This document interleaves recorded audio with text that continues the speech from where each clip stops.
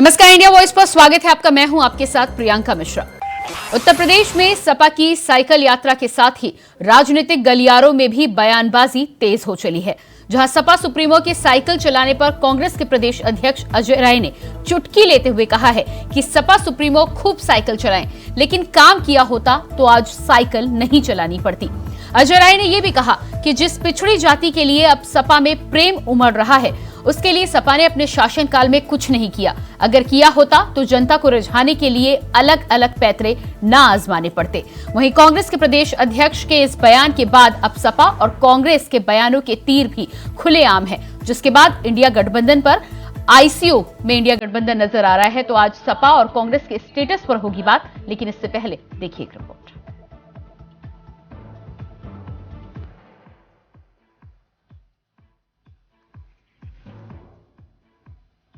ये लोग तो सत्ता में रहे हुए लोग हैं, तो इनको तो जब सत्ता को इतने दिन तक सत्ता में रहे हैं आप लोग, उसके बाद भी अगर आप पिछड़ी जात को और अन्य जातियों को जोड़ नहीं पाए, तो इसका मतलब मैं समझता हूं कि ये जनता सब देख रही है और बहुत ही माइन्यूटली ऑब्जर्व कर रही है, एक एक चीज को ऑब्जर्व कर रही है कि हम इस गद्दी पर बैठ के भी अगर काम नहीं कर पाए और विपक्ष में हैं, तो हम फिर लोगों को लुभाने के लिए और लोगों को दिखाने के लिए चीजों को सामने लेकर आएंगे। तो जनता सब कुछ देख रही है। मैं समझता हूं कि इसका जो असर पड़ना चाहिए, जो इम्पैक्ट पड़ना चाहिए, वो बहुत ही मजबूती के साथ नहीं पड़ पाएगा।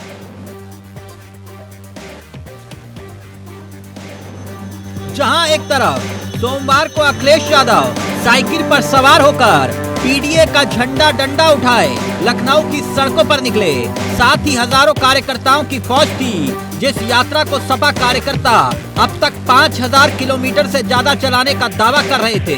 जिस यात्रा में सपा संगठन के साथ साथ विधायक और पार्टी कार्यकर्ताओं की फौज शामिल थी, उसी यात्रा को यूपी के कांग्रेस के प्रदेश अध्यक्ष अपनी सियासी निगाहों से किस कदर तौल रहे थे, देखिए। सरकार में रहते हुए अगर चीजों को आपने उनके को नहीं मदद किया, उनको नहीं जोड़ पाए, या पिछड़ी जात या अति पिछड़ी जात जो थी उसके लिए आप काम नहीं कर पाए, तो मैं समझता हूं कि ये आपके कार्य करने में कहीं न कहीं लोगों को खोट समझ में आएगा। तो अजय राय कहते हैं कि अगर सत्ता में रहते हुए जो दल पिछड़ी और अति पिछड़ी जातियों का काम नहीं कर पाया और अब साइकिल यात्रा के जरिए उन तक पहुंच रहा है, काम ना कर पाने के बाद जनता को लुभाने के लिए अभियान चलाया जा रहा है, कितना काम आएगा ये कहा नहीं जा सकता। यानी सियासी तीर सीधे और सीधे अखिलेश की साइकिल यात्रा पर था। वैसे ये कोई पहली बार नहीं है जब यूपी के कांग्रेस के अध्यक्ष समाजवादी पार्टी को लेकर इस तरह का बयान दे रहे हो। हाल ही में अजय राय ने समाजवादी पार्टी को एमपी विधानसभा चुनाव के लिए अपने उम्मीदवार उतारने के बाद अखिलेश यादव पर जिस तरह से एक के बाद एक सियासी हमले बोले थे, उसने संकेत दे दिया था कि अखिलेश इंडिया गठबंधन से बाहर भी हो सकते हैं। इतना ही नहीं, समाजवादी पार्टी के मुखिया अखिलेश यादव ने भी आरोप लगाया था कि मध्य प्रदेश कांग्रेस के नेताओं ने उनकी पार्टी के नेताओं को धोखा दिया, अपमान किया। मगर अब बात आगे बढ़ती हुई दिखाई दे रही है, क्योंकि पीडीए के जिस नारे को अखिलेश बुलंद कर रहे हैं, उसी पीडीए नारे पर अजय राय खोट निकाल रहे हैं। मैं इतना कहना चाहता हूं कि जो लोगों का मनसा या जिनका बैकग्राउंड किसी अन्य राजनीतिक दल का होता है, उस बैकग्राउंड की भाषा वो बोलते हैं। और इतना जरूर होता है राजनीति में कि अगर आप एक उंगली किसी ओर इशारा करते हैं तो 4 उंगलियां आपकी ओर भी इशारा करती हैं।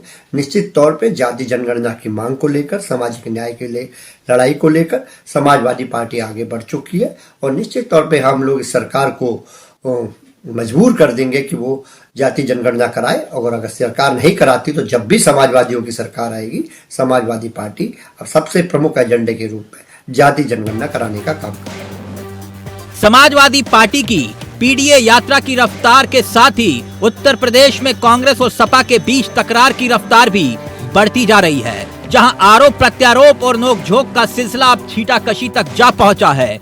यकीनन सियासी शीत युद्ध में वार एक बार फिर से अजय राय ने शुरू किया है। ऐसे में पलटवार अखिलेश यादव कैसे करेंगे, देखना ये बाकी है। मगर इतना जरूर है कि बार बार लगातार एक के बाद एक अजय राय के बयान क्या ये तस्दीक नहीं करते कि अजय आला कमान के आदेश पर ही अखिलेश पर सियासी हमले बोल रहे हैं। ऐसे में सवाल ये कि आखिर अजय राय चाहते क्या हैं? Bureau report, India voice, Lucknow.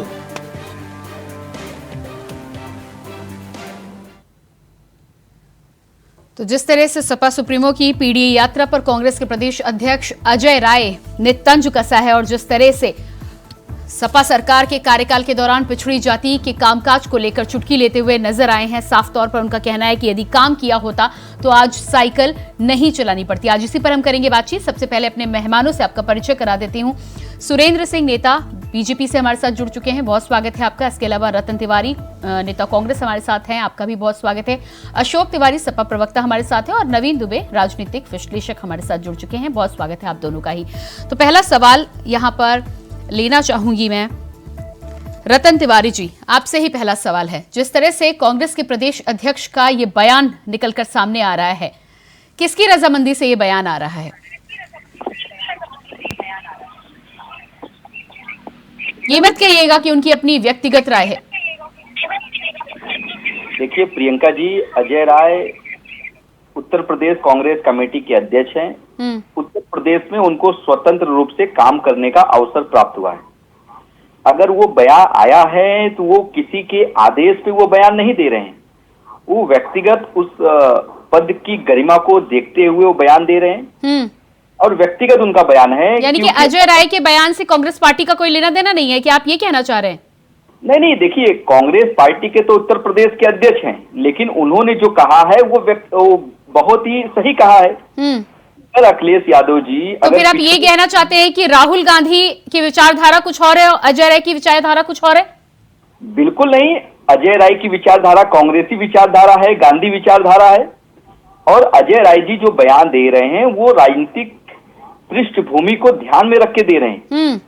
माननीय अखिलेश यादव जी ने अगर उत्तर प्रदेश की जनता के लिए, अति पिछड़ा वर्गों के लिए अगर कुछ किया होता तो आज उनको साइकिल यात्रा निकालने की आवश्यकता नहीं थी। उनका तो यही कहना था।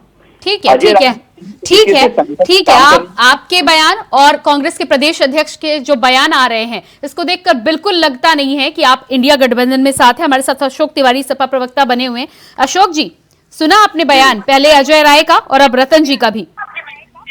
देखिए, मैं बहुत गंभीरता से अपनी पार्टी का पक्ष रखना चाहता हूँ। हमारा उद्देश्य जो है बहुत बड़ा है। वो उद्देश्य है कि भारतीय जनता पार्टी के कुशासन का अंत करना, और हम उस दृष्टिकोण से जनता के बीच में हैं। जनता का भरपूर समर्थन हमें प्राप्त हो रहा है और जो है अभी इतनी सफल यात्रा हुई पीडीए को लेकर के, माननीय राष्ट्रीय अध्यक्ष। लेकिन आपके गठबंधन के साथी तो आपकी यात्रा पर ही सवाल उठा रहे हैं, दूसरा आपके कार्यकाल को लेकर भी सवाल उठा रहे हैं। मैं उत्तर प्रदेश का सिनेरियो का जो दृष्टिकोण है उत्तर प्रदेश का, वो रख रहा हूँ, गंभीरता से बात कर रहा हूँ। आप हल्की बातों पर बात करना चाहते हैं। मेरा कहने का अर्थ यह है, कांग्रेस का आपसे पूछ रहा हूँ, मैं आपका दृष्टिकोण जानना चाहता हूँ, चैनल का जानना चाहता हूँ। कांग्रेस की क्या स्थिति है उत्तर प्रदेश के अंदर? कांग्रेस का क्या जनाधार उत्तर प्रदेश के अंदर है? कांग्रेस हाशिए पर आ चुकी है पूरी तरह से। और कांग्रेस के जो भी तथाकथित जो भी अध्यक्ष हैं उत्तर प्रदेश के, आज उनकी मन स्थिति क्या है? आज वो पूर्ण रूप से फ्रस्ट्रेट है, हताशा में है। आज जो कार्य उनको कार्य कर दिया उसको कर नहीं पा रहे हैं। जनता उनको कहीं से भी जो है उनके साथ नहीं आ रही है। आज वो जनता के बीच जाकर कार्य करने के बजाय अपना जो है इस तरह का जो उलझन है, अपने उलझन को अपने हल्के बयानों से रख रहे हैं, जिससे वो जनता के बीच भी उनकी स्थिति क्या बन रही है, आज मीडिया में क्या बन रही है, समाज में क्या बन रही है, कांग्रेस कितनी कमजोर हालत में है और भी अधिक कमजोर है, उसको उनको खत्म करने की स्थिति में आ गए हैं। अशोक जी, यही सवाल तो मैं आपसे कह रही थी, तो आप कह रहे थे कि हल्का सवाल कर रहे हैं, अब आप इसका जवाब दे रहे हैं ना आखिर। ठीक है, सुरेंद्र सिंह जी अभी एक बात और जोड़ दें, अभी अपनी आवश्यक है बोलना, इससे हमारा बोलना बहुत आवश्यक है। समाजवादी पार्टी ने माननीय नेताजी के समय से ही इनकी दो महत्वपूर्ण चीजों पर हमेशा समर्थन दिया और समर्थन देने का कार्य बराबर जारी रहा।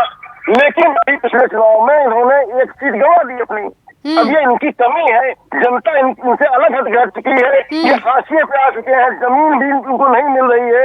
आज ठीक है रतन जी, रतन जी तो अपना रतन जी जवाब मिला आपको? उनकी बात को कोई वजन नहीं है, उनकी बात का हल्की बातें हैं उनकी। हम जो बता रहे हैं, जनता हमने रतन जी, समाजवादी पार्टी उत्तर प्रदेश 80 सीटों वाला प्रदेश है, 80 की 80 सीटों पर समाजवादी पार्टी अपने दमखम से पीडीए के साथ और कमजोर समण के साथ और सर्व समाज के साथ जो है उखाड़ कर फेंकने जा रही है। ठीक है रतन जी जवाब दीजिएगा। जो शुरुआत आपने की थी, आपकी पार्टी ने की थी, उसका जवाब आपको मिल गया होगा मुझे लग रहा है।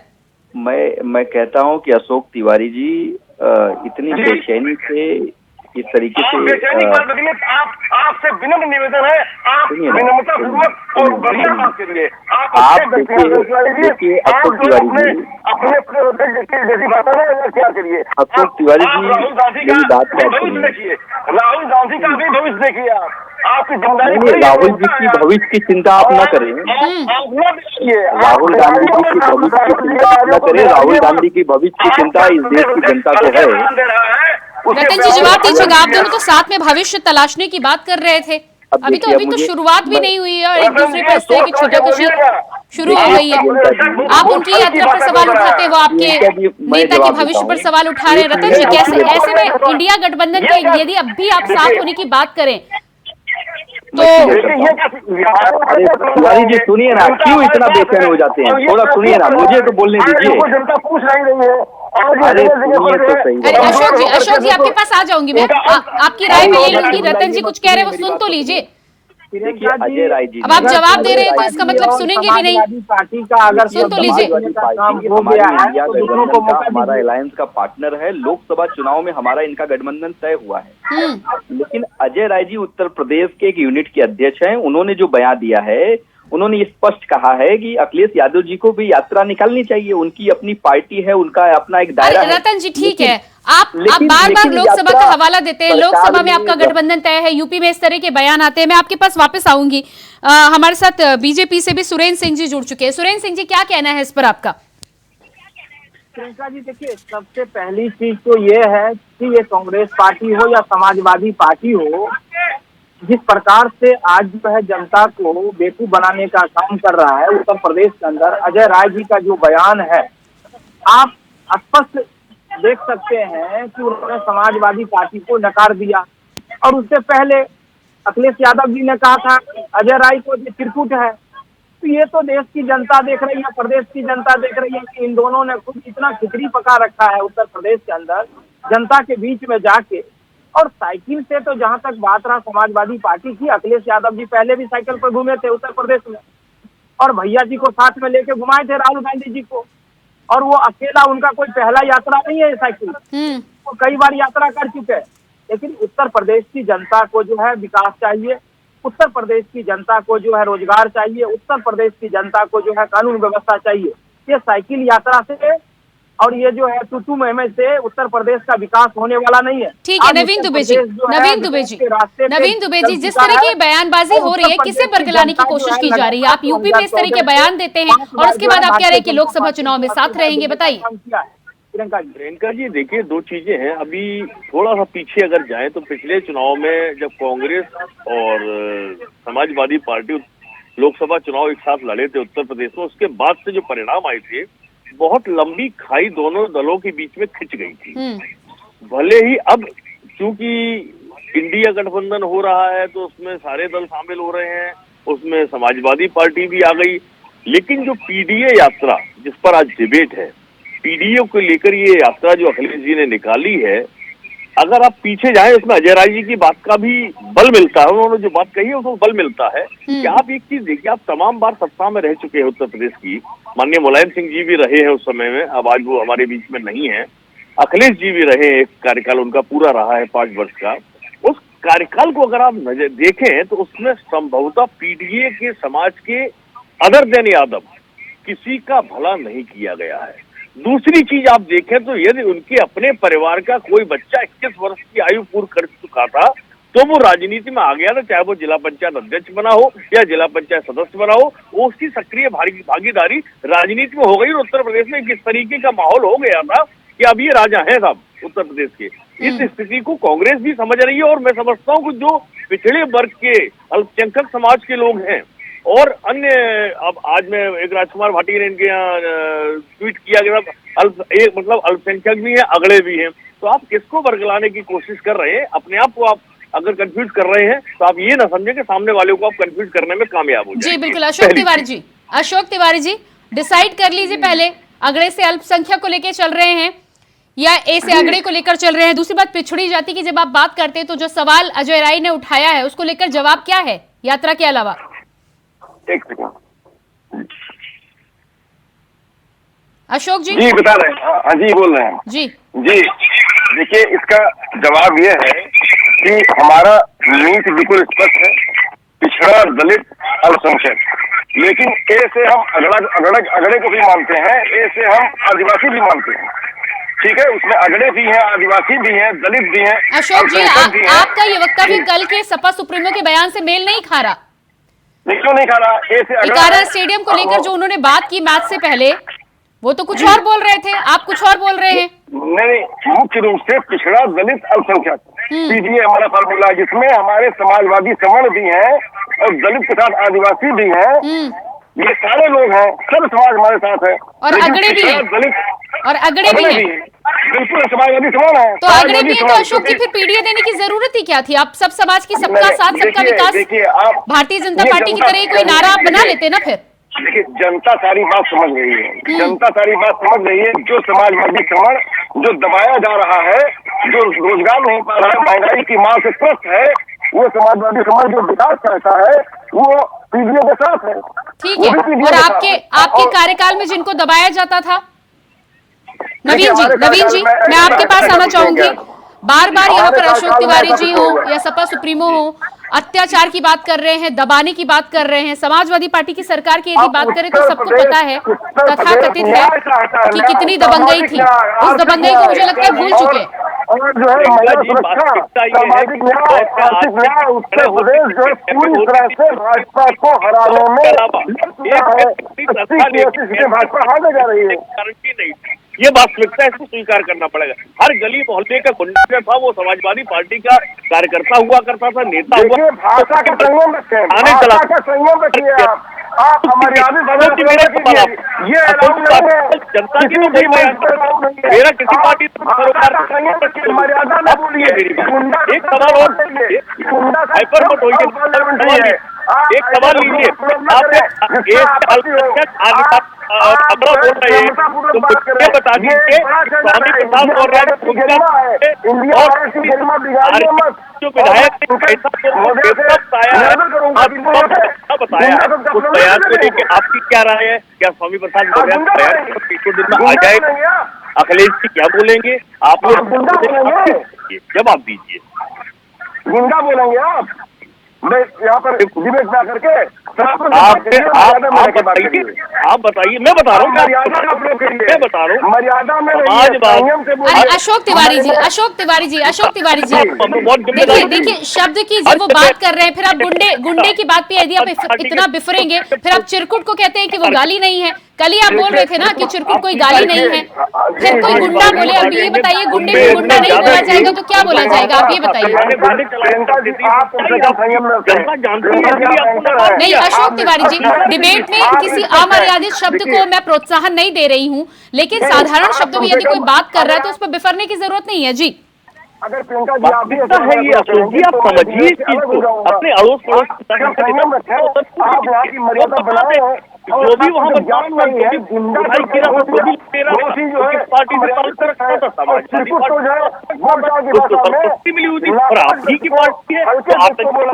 ठीक है रतन जी आपके पास आती हूँ। जिस तरह की विचारधारा यहाँ पर है समाजवादी पार्टी और कांग्रेस को लेकर, पिछले कई चुनाव में जिस तरह का इतिहास रहा है, विचारधारा मेल खाती नहीं है। हर बार चुनाव में गठबंधन में आप साथ आते हैं और उसके बाद कहीं ना कहीं नतीजों से पहले ही जो विचारधाराएं होती है, आपस में नेताओं का जो सामंजस्य होता है वो बैठ नहीं पाता। तो फिर मजबूरी क्या है एक साथ आने की?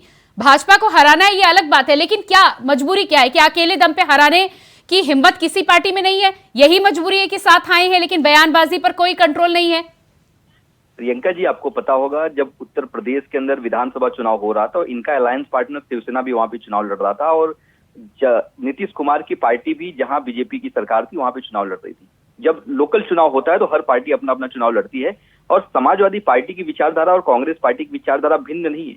हमारी उनकी विचारधारा सेम है, और यूपीए सरकार में समाजवादी पार्टी का भी समर्थन हमें प्राप्त था। तो हम लोग लोकसभा चुनाव में हमारा अलायंस बना हुआ है, लोकसभा चुनाव में हम मिलके साथ लड़ेंगे और मजबूती से भारतीय जनता पार्टी को 80 के 80 सीट पे सफाया कर देंगे, ये तय है।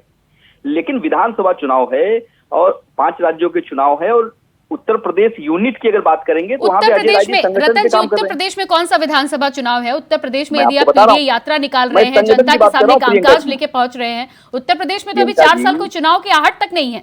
प्रियंका जी, संगठन को मजबूत करने के लिए अजय राय जी अपनी यूनिट पे काम कर रहे हैं, उनको जो कार्य मिला है वो काम कर रहे हैं।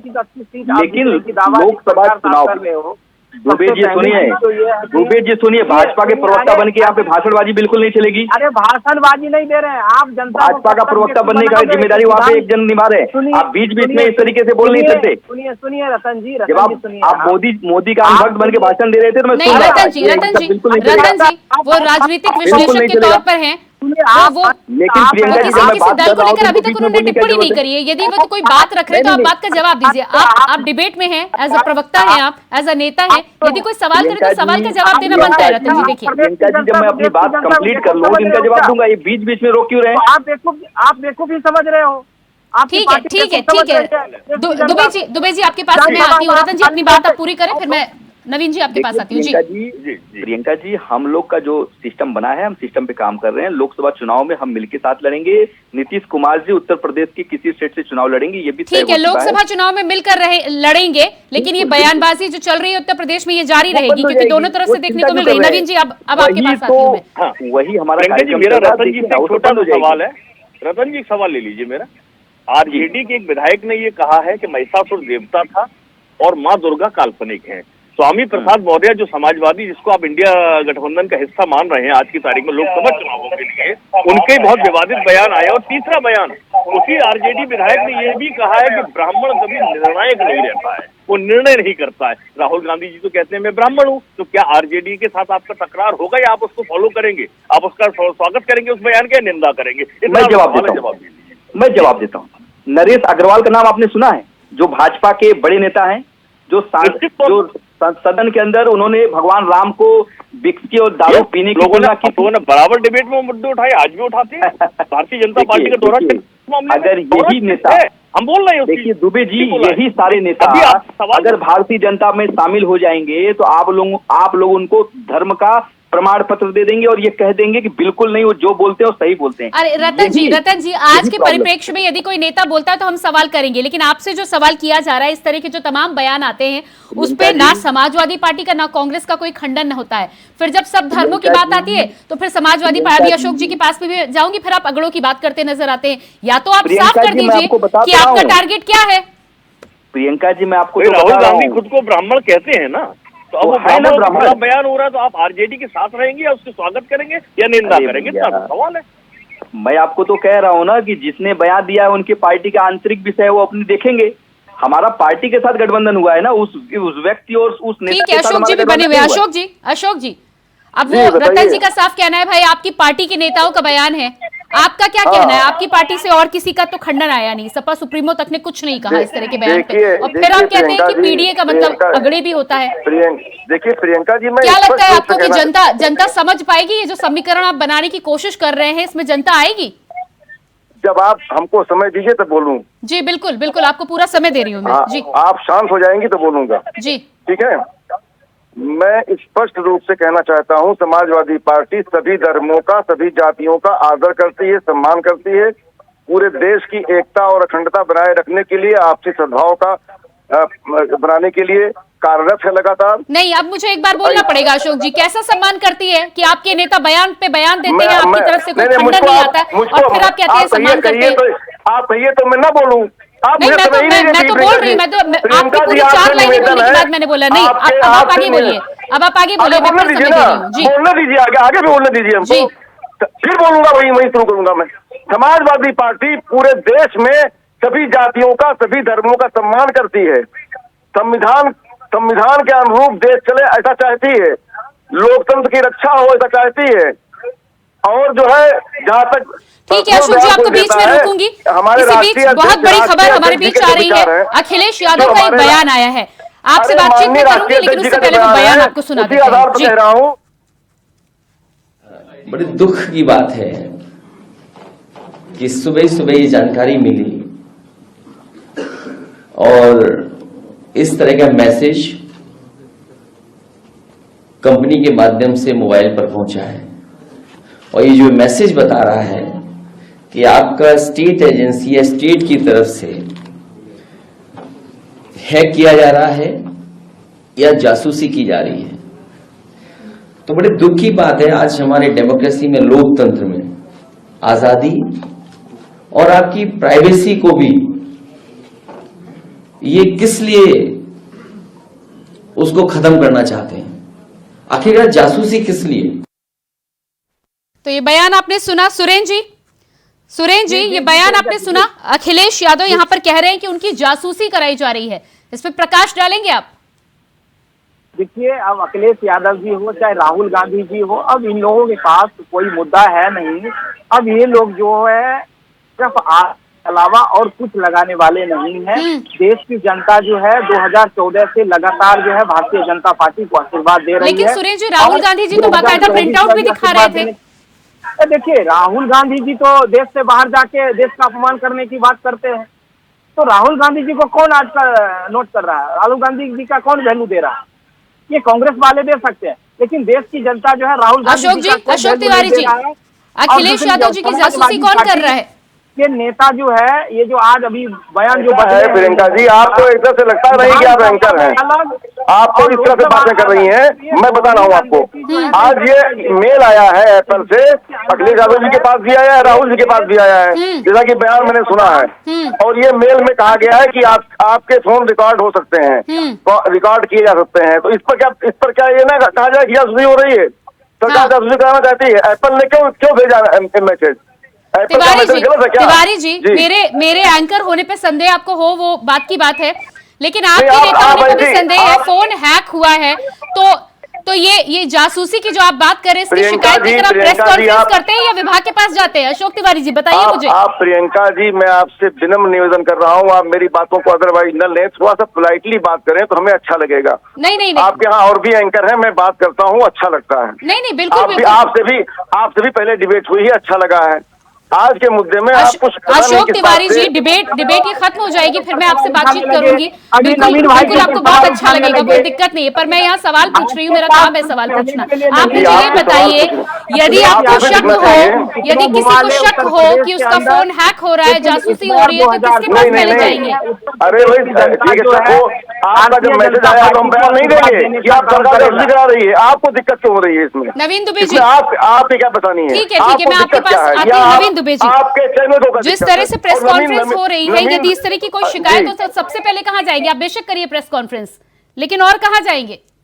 निश्चित तौर पर आपके पास कोर्ट का ऑप्शन खुला हुआ है, आप सरकार को लिख के दे सकते हैं। उसके लिए पार्लियामेंट के आप सदस्य हैं, आप कमेटी बनवा सकते हैं, उसकी जांच कर सकते हैं आखिर ये मैसेज कहाँ से जनरेट हुआ, किसने ऐसे मैसेज फ्लोट करने की अनुमति दी।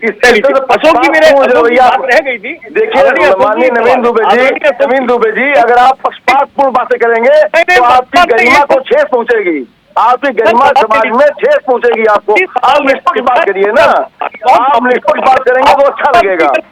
आप पक्षपातपूर्ण बात करेंगे तो अच्छा नहीं लगेगा। निष्पक्ष बात करेंगे, जनता को भी अच्छा लगेगा और चैनल पर सभी को अच्छा लगेगा। आपसे निवेदन है प्लीज। नवीन दुबे जी ने जो इतने सारे ऑप्शंस बताए, इनमें से कुछ किया गया है क्या?